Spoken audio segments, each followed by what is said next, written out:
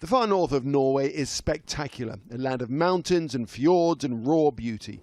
It's an important fishing area, and as you can imagine, it brings in the tourist dollar. This is actually the highest mountain in Lofoten. Particularly in the Lofoten Islands, where getting up close to nature is what you do. Oh yeah, there she goes. The problem is the wealth here also lies beneath the waters.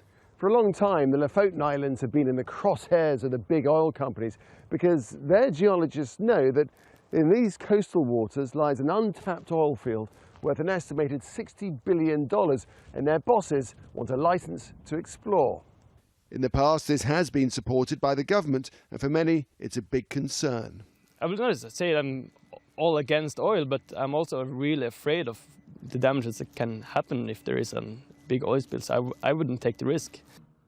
But things may be changing.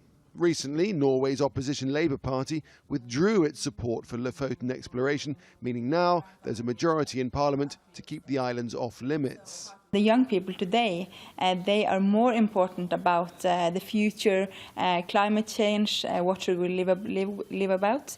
And I think the fisheries and the tourism industry is the future more than oil and gas, especially in these Arctic areas.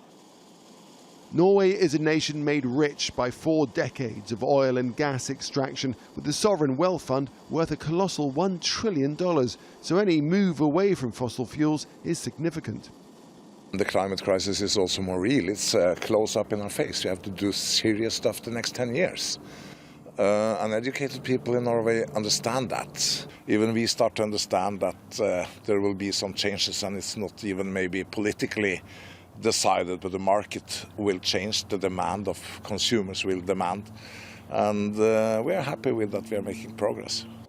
But for those in Lofoten who rely on these waters and fear the potential impact of oil spills, there's still skepticism. We never get the fully no for oil exploitation, so for me it seems like it's only no until it's yes, and when it's yes, there's no turning back.